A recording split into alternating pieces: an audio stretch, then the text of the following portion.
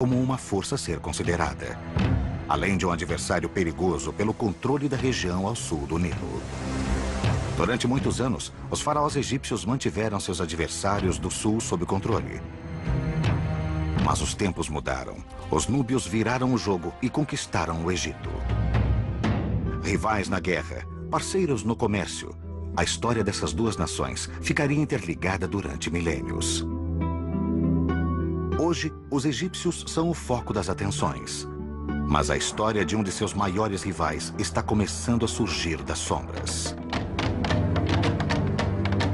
Os núbios eram africanos, artísticos e sofisticados. Eles prosperaram independentes do Egito por milhares de anos. Os abundantes veios de ouro trouxeram muita riqueza aos soberanos núbios. E os artesãos eram mestres em transformar o precioso metal em joias para adornar os membros da realeza. A cerâmica produzida pelos artistas núbios era considerada a mais bela do mundo antigo. Os arquitetos núbios não só construíram templos para um panteão singular de deuses, mas também revitalizaram as tradições egípcias. Hoje, o Sudão tem quase 3 vezes mais pirâmides que o Egito. Quando penso nos reis poderosos que governaram o Sudão, eu gosto muito de tê-los como os meus ancestrais. Sempre sinto que sou parte desse povo. Na década de 20, um arqueólogo de Harvard, George Breisner, escavou as tumbas magníficas de Núbia e criou a base de uma cronologia de reis e rainhas que se estende por mais de 1000 anos. Sabemos seus nomes, mas muitas de suas histórias ainda estão perdidas no código criptografado da escrita nubiana. Para decifrar essa linguagem, os arqueólogos sonham em achar uma nova pedra de Roseta, como a que foi usada para traduzir os hieróglifos egípcios em 1822. Seria fantástico se encontrássemos um documento assim. É o sonho dos estudiosos achar uma pista para decifrar um enigma desses. Hoje, um sítio magnífico. Uma cidade perdida na areia pode guardar o segredo que desvendará o passado de Núbia.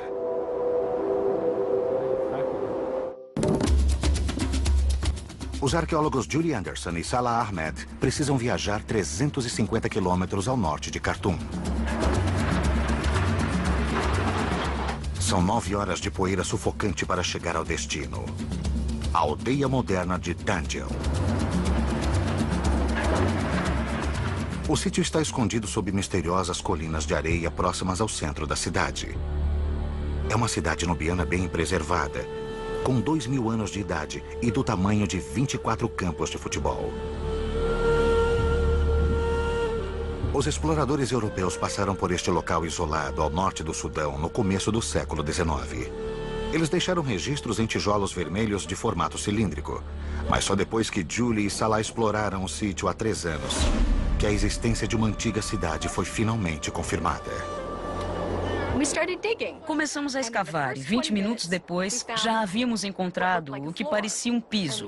Começamos a limpá-lo, chegamos até as bordas e percebemos que estávamos em cima de uma parede imensa, não um piso. Foi um choque. De repente começamos a entender que o sítio era absolutamente imenso, muito maior do que poderíamos imaginar.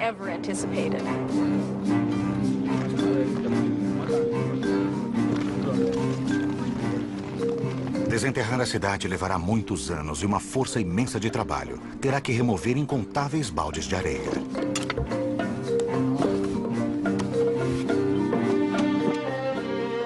Mas uma estrutura impressionante já está sendo trazida à tona. Embaixo de uma das colinas centrais, a equipe achou os restos de um dos maiores templos do Sudão. Julie e Salah não sabem exatamente quando ele foi construído, mas acreditam que foi dedicado ao Deus Supremo, venerado por núbios e egípcios. O Deus com cabeça de carneiro, Amon. Os templos para este rei dos deuses tinham uma estrutura clássica baseada no templo construído pelos egípcios em Karnak. E a forma de Danjel parece se encaixar. Depois de vários meses de trabalho duro, os operários já retiraram mais de 500 mil quilos de areia e desenterraram um dos pátios pavimentados mais belos já visto por Salah. Estou sentado no chão do segundo pátio do templo de Danjel. E, como podem ver, é um belo piso, belíssimamente trabalhado, com ladrilhos de arenito.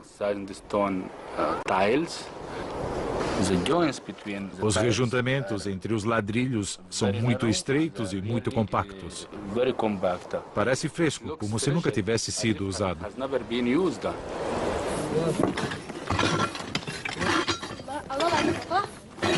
Em outra parte do templo, Julie desenterra os restos de uma enorme coluna de arenito.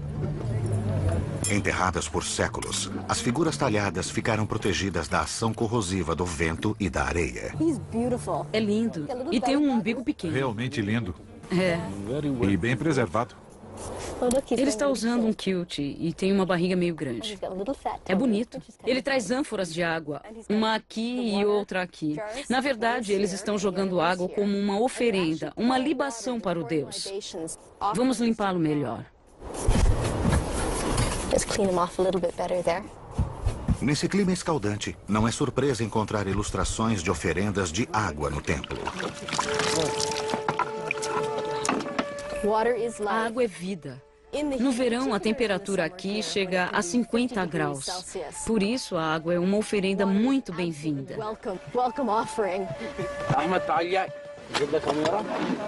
Ao lado de uma ilustração do deus das águas, Hapi, a coluna de arenito tem inscrições com a misteriosa linguagem nubiana. O homem sentado. Esta é a letra A. A cabeça está aqui, um braço está abaixado, o outro está erguido e ele está meio inclinado. Sabemos que tem o som de A. Infelizmente, sabemos como muitas palavras começavam e o som que tinham, mas não sabemos o que significavam. Os núbios criaram seu alfabeto por volta de 200 a.C., quando o reino ficava na cidade de Meroé. Como parte de um renascimento cultural, os meroítas, como eram chamados, substituíram os hieróglifos egípcios por sua própria língua escrita. Até que ela seja decifrada, os estudiosos só conseguem ler o que as outras culturas daquela época escreveram sobre a Núbia. Há alguns registros sobre o reino de Meroé, de fontes externas. Historiadores gregos escreveram sobre Meroé. Eles tiveram contato com o Império Romano e, claro, com o Egito. Mas não temos o ponto de vista dos meroítas. Quando lemos os escritos, é o próprio povo quem fala conosco sobre ele mesmo. Precisamos realmente achar algo parecido com a Pedra de Roseta, que foi encontrada no Egito e ajudou a decifrar os hieróglifos egípcios. Nós precisamos de um texto bilíngue. Na antiga cidade de Dendil, é possível que haja outra Pedra de Roseta. Sua localização no Nilo, ao sul de uma área de corredeiras chamada Quinta Catarata, garantia uma posição estratégica no centro das principais rotas de comércio para o interior da África. A Quinta Catarata é cheia de pedras e não é navegável. As rochas são tão cortantes que rasgam o fundo dos barcos. É preciso ir por terra e voltar para o Nilo em outro ponto. E este ponto fica na área de Dendil. Através de sua história, o reino da Núbia atraiu mercadores de terras distantes que desejavam bens como marfim, peles de animais e, claro, ouro. Pessoas de muitas culturas e línguas, gregos, egípcios e romanos, todos negociavam com a Núbia. Muitos podem ter passado por Dendil e deixado uma inscrição bilíngue. Mas até agora, a única via para desvendar o passado de Núbia continua enterrada.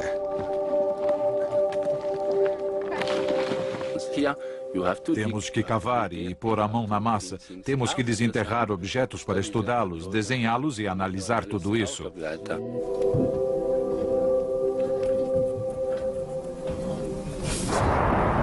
O clima no norte da África nem sempre ajuda.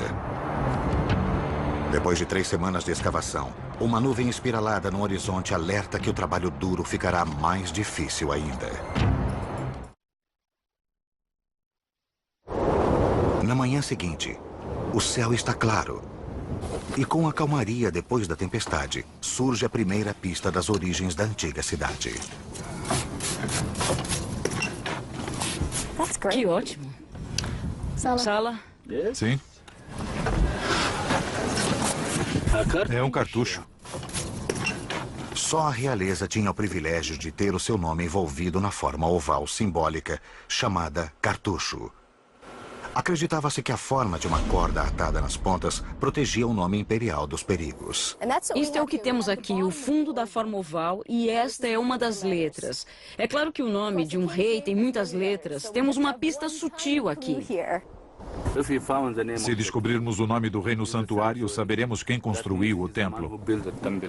É um achado muito importante. Agora precisamos achar o resto do nome e tomara que esteja lá. É claro que este é um pedaço de algo maior.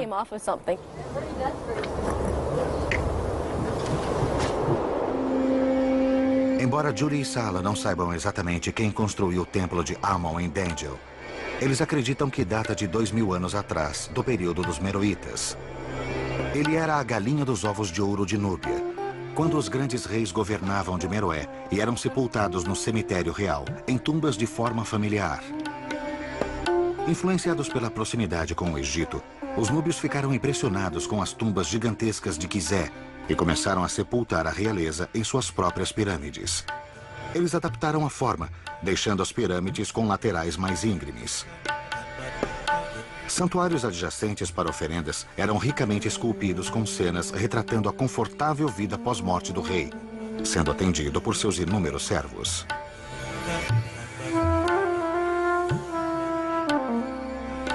Mas não só reis eram sepultados nas pirâmides de Meroé. Depois do século III a.C., muitas rainhas poderosas ocuparam o trono e podem ter sido vice-soberanas. Uma das rainhas mais poderosas governou perto da época de Cristo, provavelmente antes da construção do templo de Dangel. Amani Shaketo foi uma rainha nubiana muito poderosa. Ela carregava arco e flecha, que são utensílios masculinos, e aqui está com prisioneiros amarrados. É bem provável que ela tenha lutado contra os romanos. No ano 23 a.C., os soldados romanos atacaram o Império Nubiano.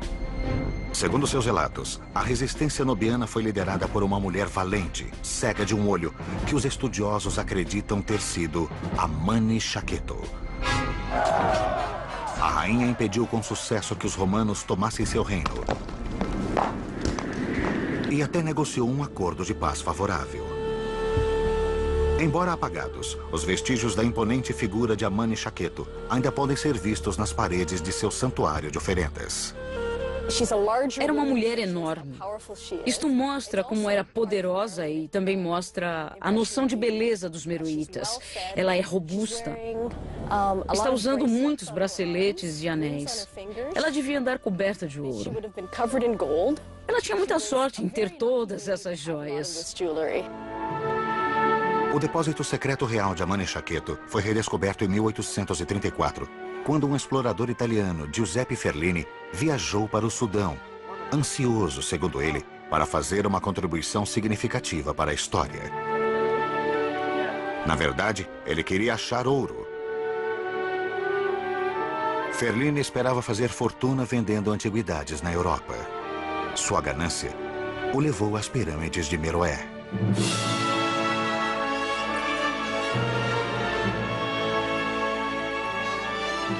De acordo com seu diário, Ferlini fez com que seus operários desmantelassem a tumba de Amani Shaketo, com quase 30 metros de altura. Uma das mais preservadas do cemitério. Enquanto seus homens trabalhavam sob o sol implacável do deserto, Ferlini descansava sob a sombra. A ação começou quando um operário o chamou do alto da pirâmide. Eu corri com o coração cheio de esperança para viver uma aventura fantástica. No topo da pirâmide, Ferlini viu que seus homens haviam descoberto uma câmara escondida sob as pedras. Dentro dela, uma tigela de bronze cheia de objetos embrulhados em linho. Ferlini havia encontrado o tesouro. À noite, levei os objetos para minha barraca. Depois que os operários foram dormir, estudei os objetos preciosos com minha alma cheia de alegria.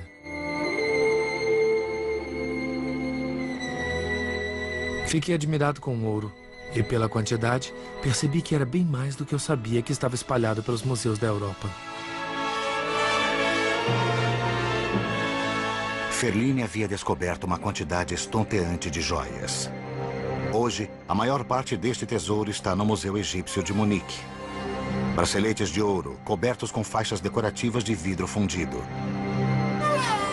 Pingentes ornamentais com imagens dos deuses. E dezenas de anéis de ouro maciço, alguns incrustados com a figura de Amon. É um dos maiores tesouros já encontrados em Núbia. Ele nos dá uma boa ideia do que os reis e rainhas usavam naquela época. Embora a invasão de Ferline tivesse trazido à luz um tesouro impressionante, a descoberta teve um preço caro. A ganância do explorador na busca do ouro destruiu a pirâmide de Amani Shaketo. No pátio externo do templo de Amon em Dangel, outra história de destruição pode estar sendo desvendada. Essas ruínas talvez sejam resultado de outra coisa, além do desgaste do tempo. Parece que o templo foi abandonado por algum motivo, mas não sabemos por quê. Sob o solo, surgem provas de um momento catastrófico na história de Dangel. É parte da viga de um teto. É um pedaço comprido de madeira de palmeira, mas está totalmente queimado. Virou carvão e dá para ver os pedacinhos da viga de palmeira se desintegrando. Achamos a parte da viga do teto que caiu depois de um incêndio muito grande neste átrio. Deve ter sido um incêndio aterrorizante, porque tudo está muito queimado. Dá para ver vestígios desse incêndio nas colunas, no piso, e há até um pedaço dele preservado. Achar esta camada tão queimada nos dá uma ideia de por que as pessoas fugiram daqui. Talvez tenha sido uma guerra, talvez o templo tenha incendiado acidentalmente. Não importa como tenha começado, o incêndio deve ter sido violento o bastante para que as pessoas fugissem do templo e talvez da própria cidade. Mas o que deve ter sido um desastre para os meroítas é uma bênção para Julie e Salah. Tudo que estava embaixo da camada do incêndio, no nível do chão, ficou totalmente lacrado. Isso criou uma cápsula do tempo. É uma época específica do tempo que foi preservada e que encontramos. Se a teoria de Julie e Salah estiver correta, esse momento congelado no tempo pode corresponder aos dias finais do Império Nubiano. Os estudiosos sabem pouco sobre esse período, mas as escavações em Dangel podem ajudar a explicar como e por que o Reino Poderoso chegou ao fim. Para saber como o Império começou, temos que examinar os monumentos ao norte. Logo depois da Quinta Catarata do Nilo, está o lugar mais sagrado de toda a Núbia, Jebel Barkal, a Montanha Pura. Na base desse marco divisório fica o maior e talvez o mais antigo templo de Amon no país, com vista para uma faixa fértil do Nilo, que sustenta a vida há mais de 3.000 anos. Os templos e tumbas têm muito a contar sobre os primeiros anos do Reino da Núbia. Salah faz uma pausa nas escavações para fazer sua peregrinação anual até Jebel Barkal. Eu pego o carro, viajo 3 ou 4 dias e fico novo. Volto um novo homem. Primeiro, ele tem que atravessar o Nilo. Há poucas pontes nessa parte do país, por isso, os barcos fazem a travessia de uma margem para outra. Logo, Salah deixa o vale verde exuberante do Nilo e entra no território inóspito do deserto de Bayuda. A jornada o levará a 176 quilômetros a noroeste, por uma rota mergulhada na história. Ele segue a mesma rota que os grandes reis e rainhas percorriam para chegar aos templos em Jebel Barkal. É muito quente, é muito difícil dirigir aqui, mas eu adoro isso. No fim da estrada fica Karima, a cidade onde ele nasceu, no centro de Jebel Barkal. A própria montanha tem um volume imenso quando a olhamos com o resto da planície ao redor. De repente, você vê uma montanha com 100 metros de altura. Por isso é impressionante. Para o jovem Sala, que cresceu aos pés da montanha sagrada, Jebel Barkal e as ruínas ao redor eram uma presença constante. Eu gostava desta montanha quando era criança. Eu vinha aqui toda sexta-feira e me divertia com meus amigos. Ao mesmo tempo, estas ruínas eram um mistério para mim. Eu tinha muita curiosidade em saber qual era o mistério desta montanha.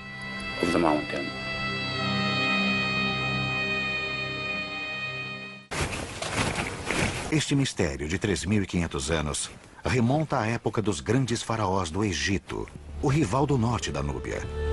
Na forma do pináculo de Jebel Barkal, eles viam o sinal mais poderoso de realeza, a cobra, ou Ureus.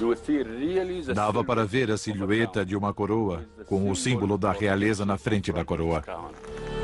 Como era Amon, o deus dos deuses, quem legitimava a realeza, os egípcios construíram o templo aqui em sua honra. Expandido através dos anos pelos reis núbios, o templo é o maior do Sudão. Mas o tempo foi implacável. Colunas talhadas como as que Julie e Sala desenterraram em Dangel não existem mais. Foram desgastadas e desapareceram após séculos de exposição. As condições climáticas são terríveis. Agora o templo e todo o sítio estão em ruínas. Mas quando o templo brilhava como uma joia na base da montanha sagrada, os poderosos faraós egípcios viajavam centenas de quilômetros para serem coroados aqui, pelos altos sacerdotes de Amon. Este era o lugar mais sagrado do Vale do Nilo. Eles acreditavam há muito tempo que Amon vivia aqui. Dentro da base do templo, há um templo menor para a deusa Mut, esposa de Amon. Sala consegue ler a mitologia da montanha esculpida nas paredes do templo. Dá para ver claramente a silhueta da montanha. Um afloramento alto, com um topo plano, como este.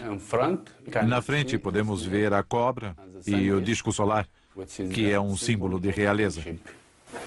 Dentro da montanha, vemos Amon sentado em seu trono. Essa era a crença antiga de que Amon morava dentro da montanha de Jebel Barkal. No século VIII a.C., o poderoso Egito havia enfraquecido e perdido o controle da montanha sagrada. Os núbios assumiram o controle de Jebel Barkal, se proclamaram os verdadeiros filhos de Amon e logo se tornaram tão poderosos que marcharam para o Egito. Eles conquistaram o seu rival do norte e fundaram a 25ª dinastia. Todos acham que os egípcios eram os mestres do Vale do Nilo, mas nem sempre foi assim. Por mais de 100 anos, os núbios foram os mestres da África. O rei Terrargo foi o mais proeminente na linhagem poderosa de faraós núbios que governou a terra das pirâmides. Seu reino incorporou toda a riqueza e esplendor que haviam caracterizado a civilização egípcia. Por quase um século, os núbios controlaram o território que hoje se estenderia de Khartoum até a Palestina. Naquela época, talvez tenha sido a maior nação do mundo. Era um verdadeiro império. Embora os núbios tivessem perdido o controle do Egito depois de uma invasão dos assírios, isso não pôs um fim ao reino ou à lealdade dos núbios ao grande deus Amon. Eles se reorganizaram de novo no sul e prosperaram por mais 1000 anos, construindo templos ao deus dos deuses durante todo o reinado.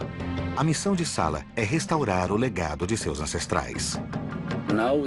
Agora faz parte da minha vida sair da minha casa e escavar. Tenho que desenterrar algo, descobrir algo para a história do Sudão.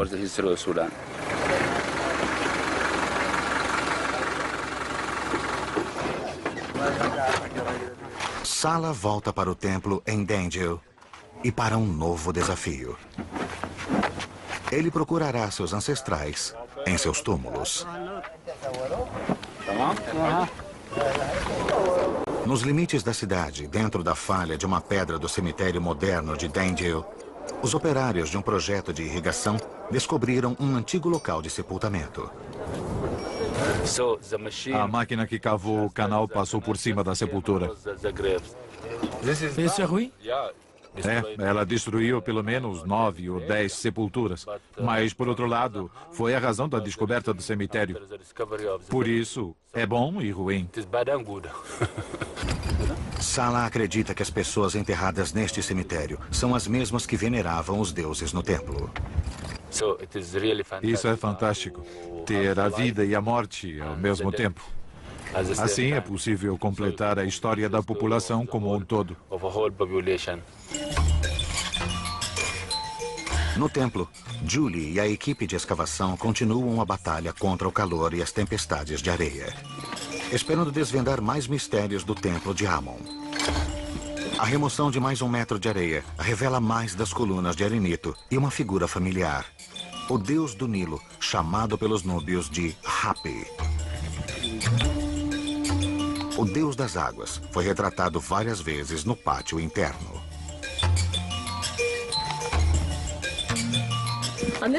Nesta coluna há 8 ilustrações de Hapi e em todas as outras colunas há 8 ilustrações. Quando terminarmos, teremos desenhado 32 figuras de Hapi. Ele é o deus do Nilo e aqui está carregando ânforas cheias de água. Ele traz fertilidade para o Nilo, para as pessoas que vivem nas margens. Por isso, Hapi era tão importante para as pessoas que viviam aqui. Sem o Nilo, sem suas águas, elas morreriam.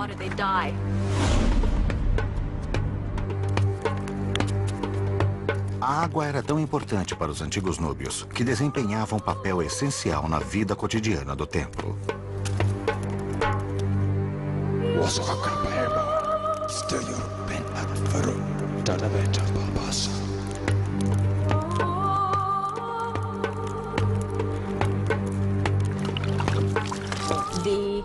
Os sacerdotes ofereciam libações para os deuses. Aqui, em especial, devia ser o deus Amon. Isso envolvia água em abundância, ou talvez leite, no altar, que eram oferecidos ao deus.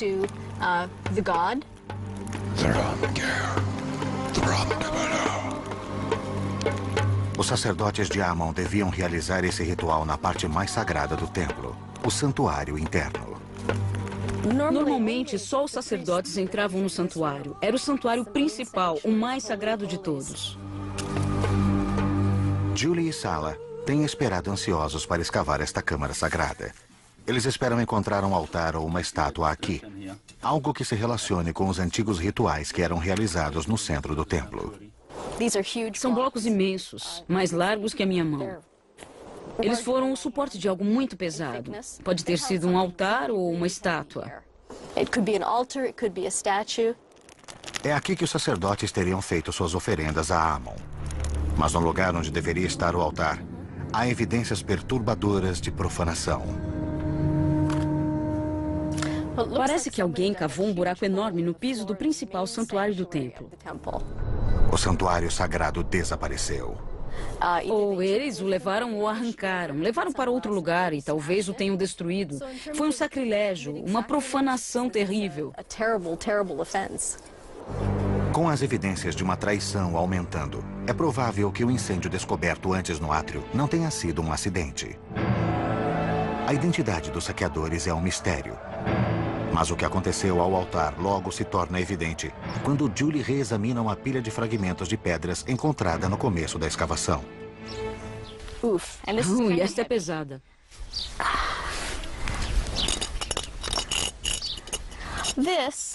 Esta é uma das pontas superiores de um altar. E é muito pesada. Por isso foi preciso muita força para quebrar o altar em tantos pedaços como vemos aqui. Felizmente, embora o altar tenha sido destruído, um pedaço crucial permaneceu intacto. Nós viramos este pedaço. É o pedaço que faltava do cartucho e que Julie e Sala estavam procurando. Agora eles podem decifrar o nome do soberano que construiu este templo, e ele não era um rei. Seu nome era Maricauha. É um dos nomes da rainha Amanitari. O templo não é mais anônimo. Agora ele tem um soberano e uma era. Amanitari foi outra rainha nubiana poderosa que governou durante o século I depois de Cristo. Já sabemos como era a aparência da rainha. Esta é a coroa e à frente dela tem duas serpentes ureus. São duas cobras com um pequeno disco solar no alto de cada cabeça. Aqui é o nariz no perfil dela e há uma orelha e um brinco pequeno deste lado. Ela tem uma bochecha rechonchuda aqui. Isso indica que era bonita e fértil. Ela se alimentava bem, por isso podia ter filhos.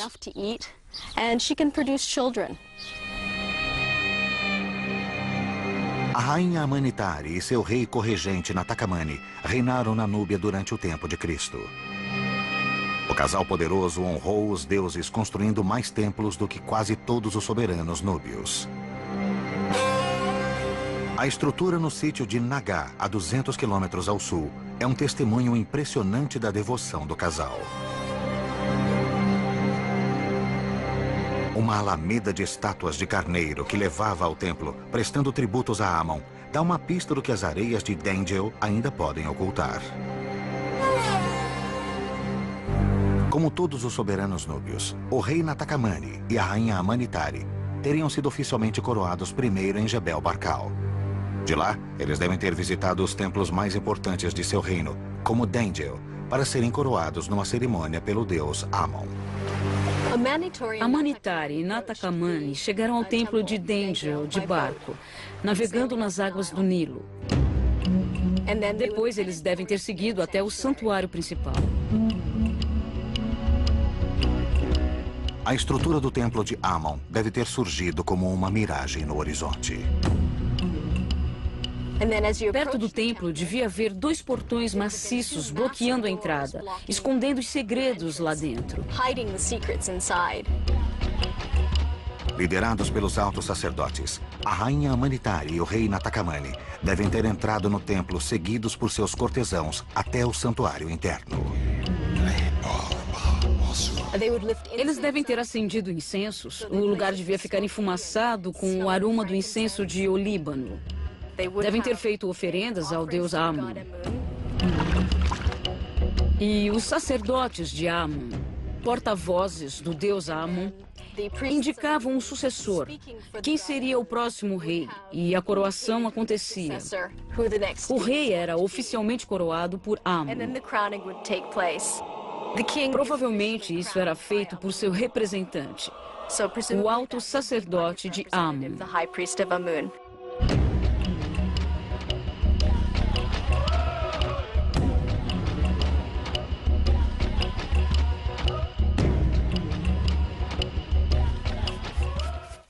Embora o acesso ao santuário interno fosse restrito aos sacerdotes e à realeza, outras partes do templo eram abertas aos peregrinos de origem humilde.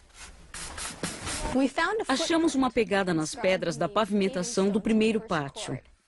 É uma inscrição que foi deixada por um peregrino que veio visitar o templo. Isso mostrava ao Deus e aos outros peregrinos que essa pessoa havia visitado o templo. É algo muito humano. Alguém veio até aqui e o fez como um ato de devoção pessoal, um ato de fé.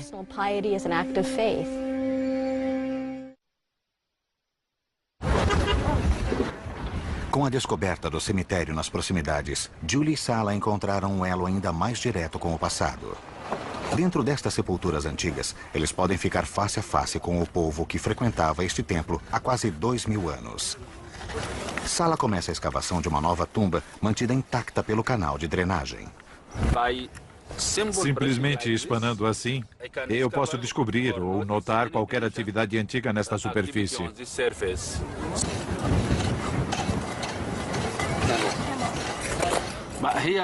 Mas aqui tenho que ser muito cuidadoso, porque tenho que seguir exatamente os limites do túnel original.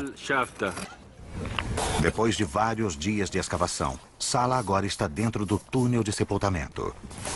Na entrada da tumba, ele achou uma cerâmica intacta na terra escavada.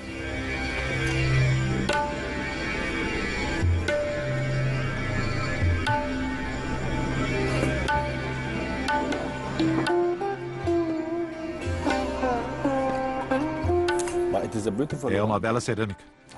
Gostei muito da forma. O formato é muito bonito. A cor também é linda. É uma bela peça de museu, não é? Talvez este pote tenha sido usado para colocar incensos que eram queimados num ritual em tributo ao morto por sua família, como sinal final de luto. Potes como este eram colocados de cabeça para baixo ao lado da sepultura. O túnel foi lacrado para aquilo que os meroítas acreditam ser a eternidade. As famílias podem ter buscado consolo no templo, rezando pelos doentes e chorando seus mortos. Outros podem ter vindo para agradecer aos deuses por um nascimento ou uma colheita farta. Aqueles que desejavam entrar no templo passavam primeiro por um pilono gigantesco. Em seguida, havia uma avenida pavimentada com estátuas de carneiro. Eles devem ter apreciado a pausa rápida longe do sol, sob a sombra de um quiosque. E à frente ficavam as grandes portas de madeira do templo. O templo inteiro devia ser pintado, assim como as colunas e também as paredes. Devia haver cor em toda parte. A base das paredes e colunas do santuário externo eram cercadas de figuras do deus das águas, Hapi, e imagens do rei e da rainha fazendo oferendas a Amon adornavam as dependências superiores da câmara. Até as estátuas dos deuses teriam sido revividas pelas cores. Todos os dias, os sacerdotes de Amon cuidavam de sua aparência, aplicando carvão para realçar os olhos pintados de vermelho dos carneiros. Até agora, a equipe não encontrou vestígios das estátuas de Amon, que eles sabem que deviam estar em algum lugar dentro do templo. Mas a descoberta de um novo fosso, do lado de fora do novo corredor, leva Julia a acreditar que as estátuas desaparecidas podem ter tido o mesmo destino do altar do santuário interno. Há fragmentos enormes de estátuas espalhados aqui. Elas devem ter sido destruídas em muitos pedaços. Há milhares e milhares de fragmentos. Muitos deles estão totalmente irreconhecíveis.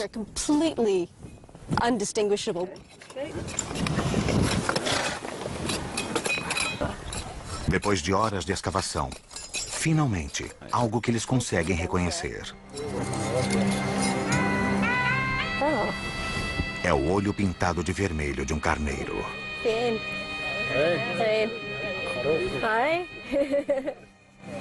Os olhos de carneiro eram assim. Isso mostra que era uma estátua de carneiro e estávamos procurando especificamente carneiros, porque é o animal que representa Amon. Embora as estátuas de carneiro do templo de Amon em Naga ainda estejam intactas depois de tantos anos, as estátuas de Tengel tiveram um destino bem mais obscuro. Parece que as pessoas vinham por essa avenida, derrubavam e esmagavam cada estátua propositalmente e depois seguiam para destruir a próxima. Foi um trabalho duro, mas os destruidores não vinham de mãos vazias. Dentro do templo, na cena do crime, achamos isto. E no começo, eu não sabia o que era. Estava queimada de um lado. É uma pedra muito pesada e ela cabe direitinho na mão. Analisamos um pouco mais a pedra e percebemos, pelas superfícies atingidas, que ela foi usada como um martelo. A hipótese é que uma pedra destas pode ter sido usada para quebrar as estátuas de carneiro e o altar e deixá-los em muitos pedaços. Com um objeto semelhante, não um artefato, Julie vai testar sua teoria com um fragmento grande de arenito. Este é o tipo de arenito que foi usado nos carneiros em frente do templo. Vamos fingir que isto é um carneiro que eu acabei de derrubar.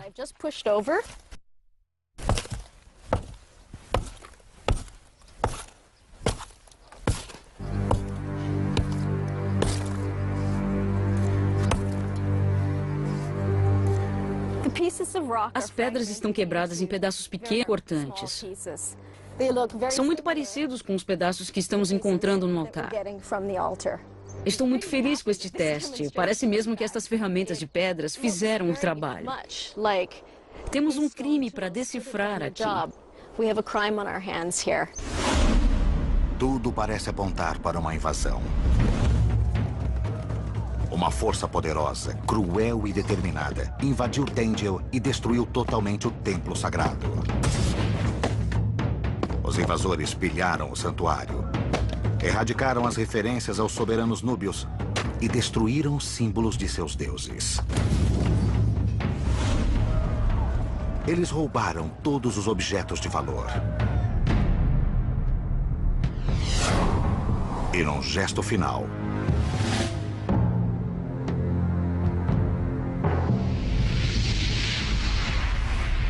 queimaram o templo e o destruíram. Será que eles vieram para acabar com o Império Nubiano? Os meroítas tinham inimigos poderosos no fim de seu reinado. Os nômades do deserto e um reino rival, que hoje é a Etiópia.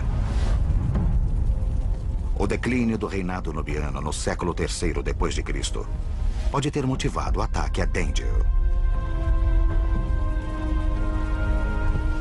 Uma coisa é certa: a antiga cidade nunca se recuperou do golpe. Depois que a cidade foi destruída, o povo de Dendil abandonou o templo e suas casas. Conseguimos achar respostas e isso é empolgante. Estamos procurando alguns detalhes, mas já temos as respostas para as perguntas mais importantes. E isso é incrível.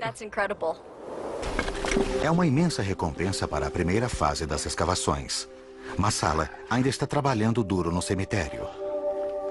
Finalmente, ele consegue chegar ao interior da tumba. Um enorme vaso de oferendas é encontrado dentro dela.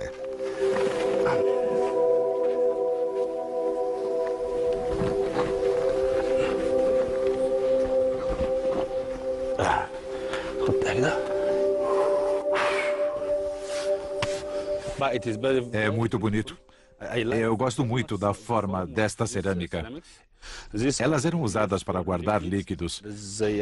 Geralmente são encontradas nas entradas das sepulturas para proteger os mortos. Aqui nesta sepultura está lacrado o momento completo da história. É muito emocionante conseguir encontrar os ossos e o corpo inteiro. Mas, ao mesmo tempo, estamos lidando com um ser humano. Alguém que era agricultor ou criava animais.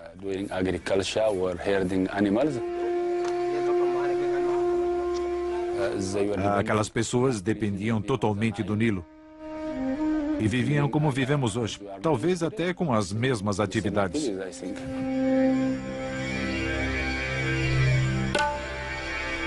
Esses eram os adoradores do templo de Amon de Dendil, os que sofreram sua maior perda quando a cidade foi saqueada. É muito interessante para nossos colegas achar os dois, a vida e o pós-vida. E podemos saber realmente qual foi a história deste povo, como eles viveram e morreram. Mas ainda há mais história a ser revelada. Há um trabalho hercúleo para ser feito em Dendil. Há muitos montes e construções bem preservadas aqui. Saleh e eu podemos ficar aqui por 20, 30 anos, sem conseguir sequer se aprofundar na superfície de todo o sítio. Esperando em algum lugar, enterrada nas areias, pode estar a tão desejada Pedra de Roseta de Núbia. O segredo para decifrar os misteriosos escritos núbios e muitas das estruturas da imensa cidade de Dendil que ainda estão escondidos. É um trabalho de uma geração inteira. Então, só podemos fazer parte dele. E talvez nossos filhos façam o resto para completar a história.